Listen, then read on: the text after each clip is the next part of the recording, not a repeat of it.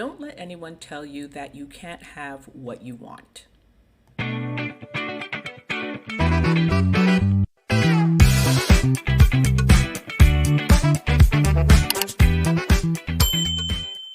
Welcome back to TBV Live. I'm Corey, and if this is your first time here, welcome.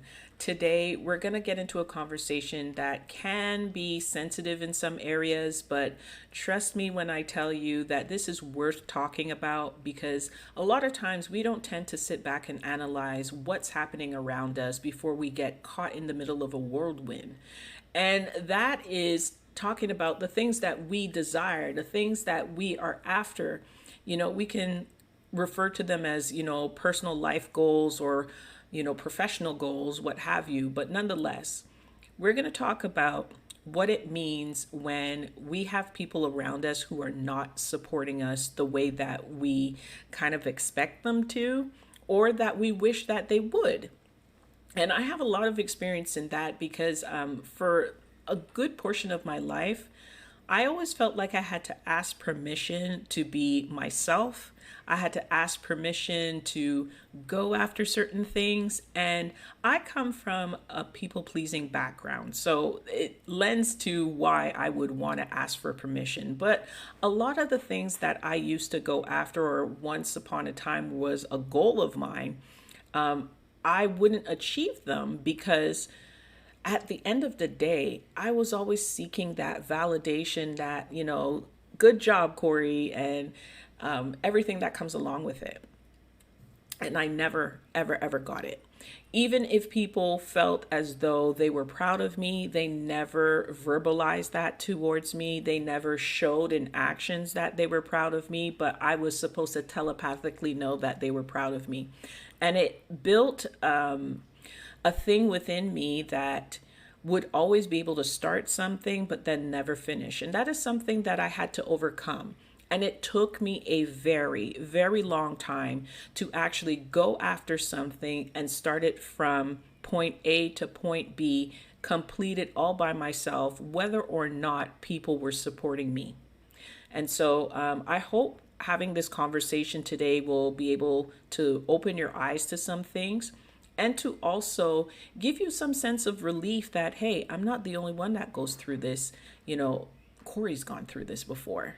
Sometimes the very thing that you desire is connected to your personal freedom. Now, freedom is relative to every single person. It might be financial freedom, professional freedom, overall freedom from the bondage that is the people around you. But nonetheless, it can be connected to your freedom. It could also be connected to the person that you are meant to become. And so when we have dreams, desires, and aspirations, they are not there for nothing. They didn't just fall out the clear blue sky and into your lap and now you said, oh, I want to be X or I want to do Y. It's because it's already in you. There's something connected to you from a spiritual standpoint that will help you become the best version of yourself. Now, for some of us, we need to go through a bit of a healing journey because we didn't have that kind of encouragement in our lives, or even the type of parents or family members that could think in that certain context. I'll tell you, for myself, I grew up in an environment where everything was really, really negative. And so any kind of dream that I had, any kind of aspiration or goal was always shot down with some negative back talk about it. As a kid, I was very active. I loved being outside. I loved playing sports. But did I discover what kind of sport I really enjoyed? No. Why is that? Well, because every time I started something, I had my father who would tell me I wouldn't be good at it and the reason why I wouldn't be good at it. And so when you grow up with that kind of narrative, you start to kind of internalize that And it becomes a part of you to where even when you start to think of something that you want to do, you shoot it down right away because you still have that negative self-talk that's been imposed and imprinted on you to say, oh, even if I tried to start it, I probably wouldn't be successful in it, or I probably wouldn't be that great in it because, this is what my parent told me, right? And so there's a part of your journey where you have to take responsibility for changing that narrative. You may not be responsible for who imposed that narrative on you, but you are sure responsible for changing it. And that's something that I had to go through when I started to go to therapy many years later to kind of unpack why things would keep reoccurring in my life, why I would start something and then not finish it, or why I would start something and then lose interest in it. And it wasn't necessarily because I lost interest, it was more of that imprint that I had on me from since a child. And so working through that and understanding that, hey, these are my goals, these are my desires, and I don't need to ask people permission to go after them made a big, big difference. Now, this did not happen overnight. This took repetitive, like, oh no, you can do this. And even still many years later, I found myself kind of retreating back to that again and then reminding myself, no, no, no, you're a grown woman. You can do what you want. And if it doesn't work out, make sure that it doesn't work out based on your own merits, on your own risk taking. And that's my next point. Because just as though it didn't happen for that individual, or just because it didn't happen for that individual, doesn't mean that it's not going to happen for you. Maybe you have more resources available to you than that person did, or you are more of a risk taker than that person did. Maybe they were playing it safe. I've never seen anything grow in the comfort zone. So if they weren't a risk taker or they didn't have the resources, then that lends to why something did not manifest for them. However, you're living in a different time, a different era, different things that are available to you, and therefore you may have an easier time getting to your goals than, say, your mom, your dad, or your aunt, your uncle, what have you. So keep that in mind as far as, moving forward and being successful in whatever endeavor that you are after. The other day, I was watching this clip on YouTube, and it was an interview with T-Pain. And I thought this was such an interesting quote that I felt should be included in this video. And he said, if you want to be successful, stop asking for advice. And he was referring to the music industry and when he came in the mid 2000s. Now, if anybody's familiar with T-Pain, and I feel like y'all should be familiar with T-Pain, you know that he used autotune.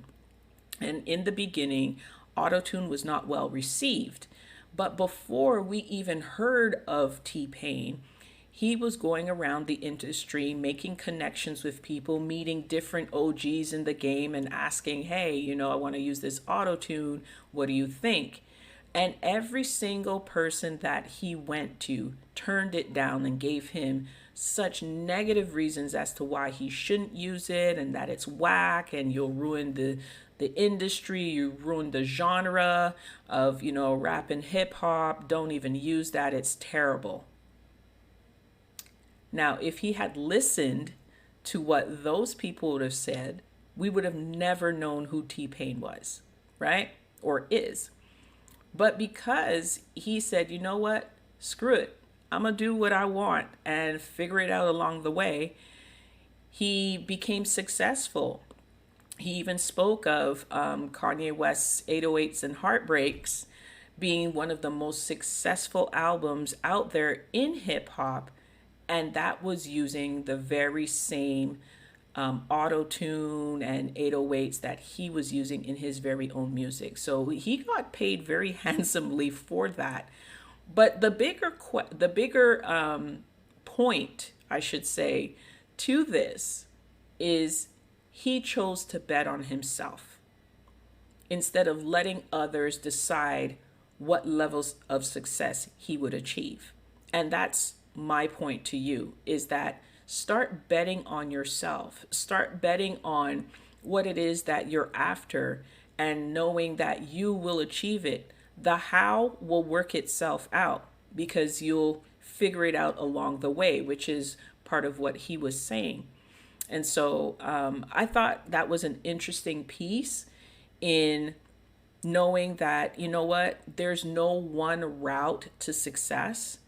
And for us to think otherwise is crazy. One last thing about betting on yourself that I believe will help change your perspective a little bit if it hasn't already. Sometimes when people don't support you or have negative things to say about what you're after, I always believe there's one of two things going on, or even both, is that they feel if you actually achieve what you set out to do, that you will go off and forget all about them.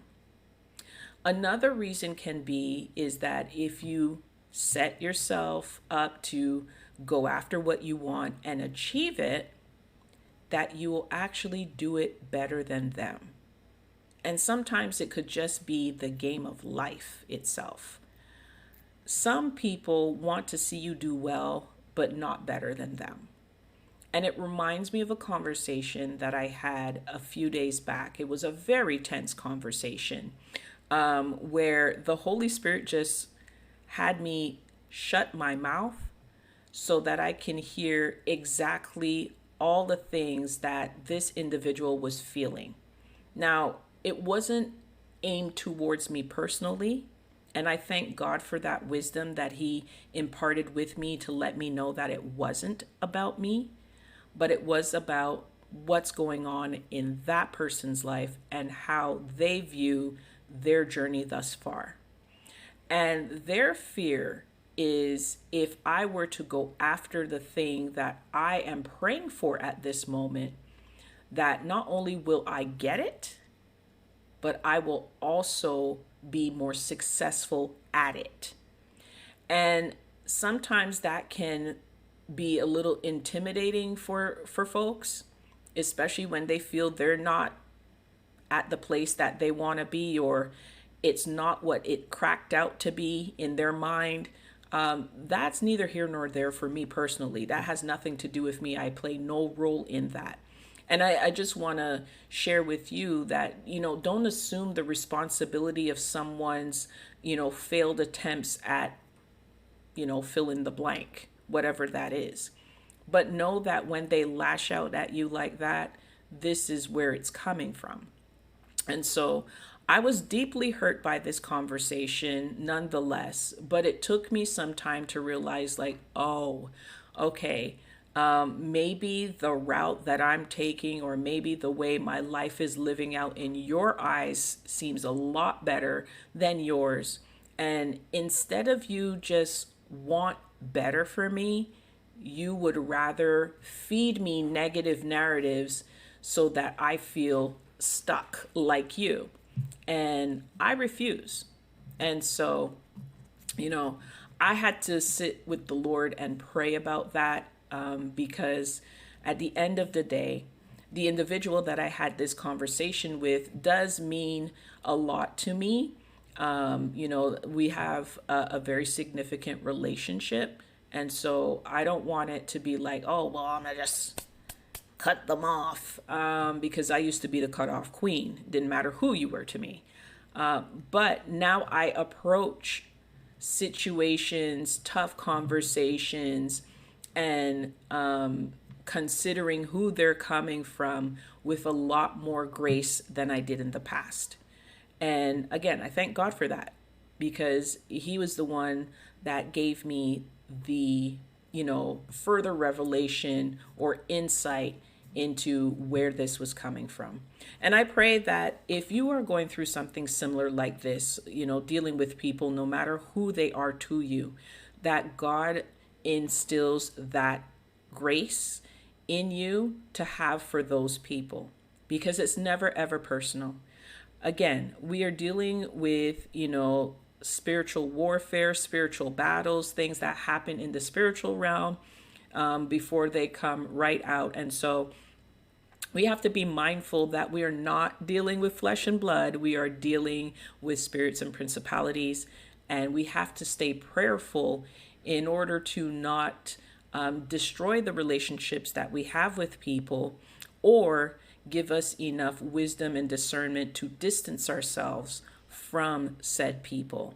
Love them from a distance, as the world says, right? And you don't want your heart to turn cold, and you don't want to become bitter and angry with those who just, quite honestly, don't know any better. That's the real tea. They don't know any better. They know what they know, and they use what they know to do what they can. And when we exercise a little bit more compassion and grace along with wisdom, we learn not to take things personally. So I pray that today's conversation has given you something to think about, something to review and reflect on for your own personal situation. And until next time, you guys take care, and I'll see you in the next one. Peace.